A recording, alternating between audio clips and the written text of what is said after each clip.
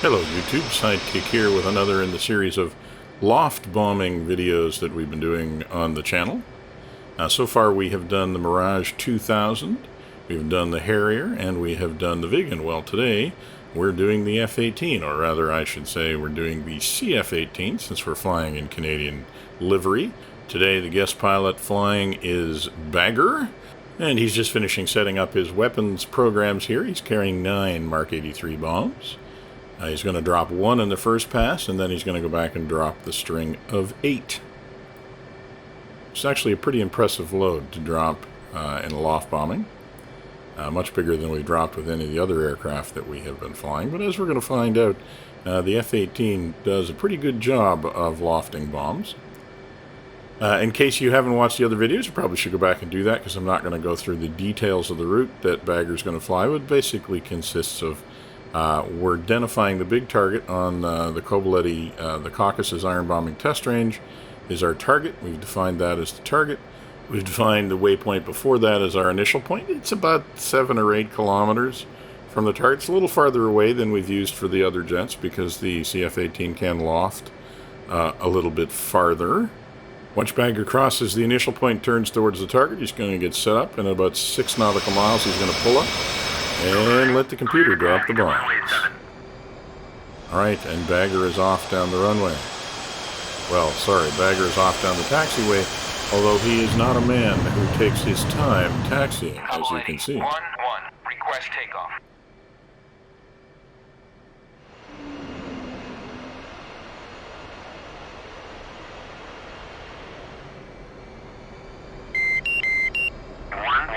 Unable to clear for takeoff. 1-1. Kobuleti, you are cleared for takeoff when ready. Climb 300 at QFE 29.86.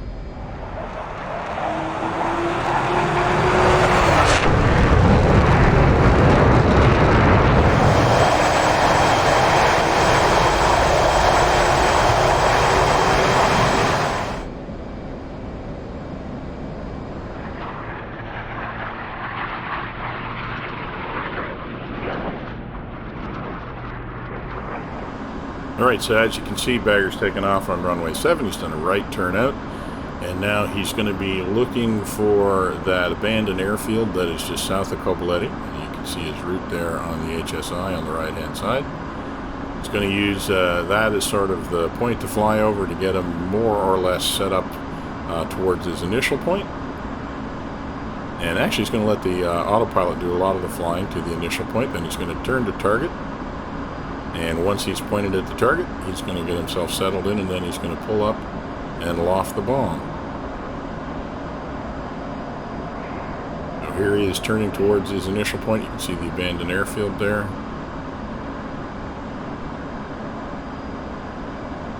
Now he's going to get down to treetop height. As you can see, he's got a fairly good turn of knots going here. And now it's time to get down and get ready to turn on the initial point towards the target. And you can see he's letting the autopilot do the flying here.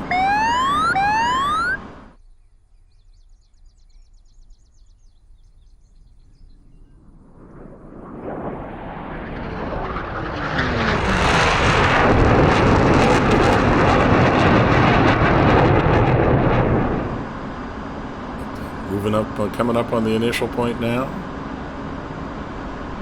and turning to target.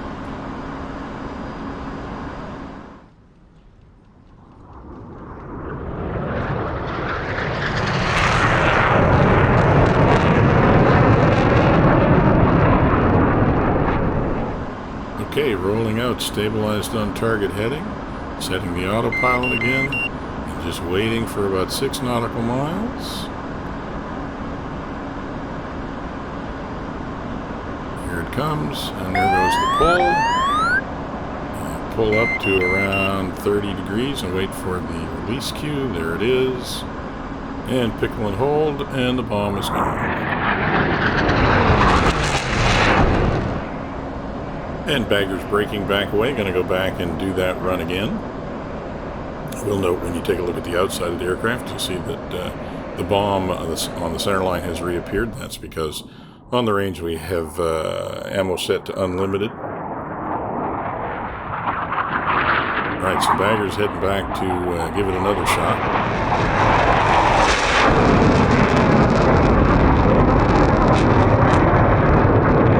Meanwhile, back on the range, the bomb finally arrives.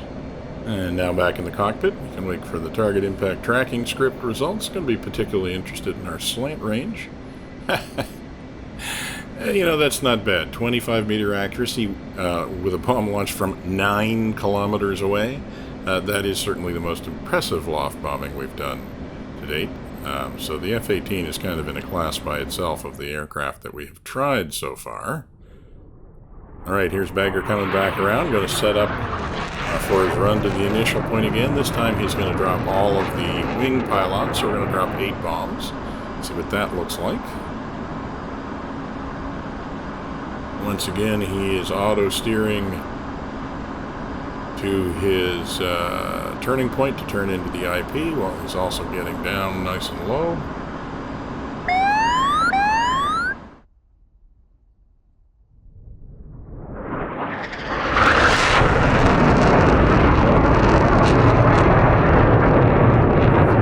And now on his way to the IP.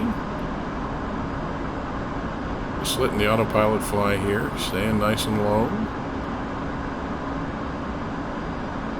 Once again, as soon as he turns at the IP, he's going to stabilize on the target, pull up at around 6 nautical miles, see if we can get another loft range of something like the last one. Alright, so now we're turning on to the target.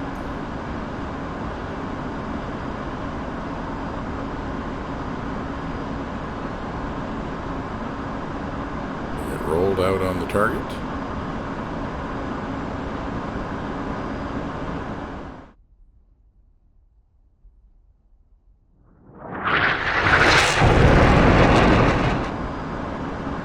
Ground mode up, it's got a target line now, pull up,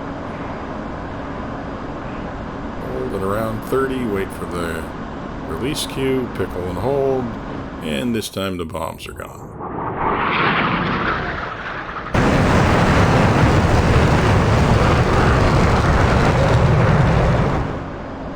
And once again, Bagger's breaking back to the left, losing some altitude, getting tactical again. Meanwhile, our bombs are on their way to the target.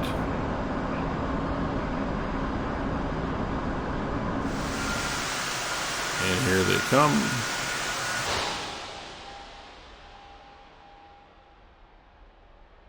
And a little bit short. They ended at the center of the target, I think. Once again, let's see how we do with the target impact tracking script. And once again, slant range of 9 kilometers, and bombs dropped within 50 meters of the target. So, pretty impressive performance, and not only longer range than most of the other jets that we have tried, but also a lot more payload actually delivered in that loft bombing. So the F-18 really marks itself as kind of being the class of the crowd of the jets we've tested so far. So, as always, if there's anything you'd like to add to the conversation, please leave a constructive comment in the comments, or come on down to the Discord channel and join the conversation. For now, this is going to be Sidekick, signing off.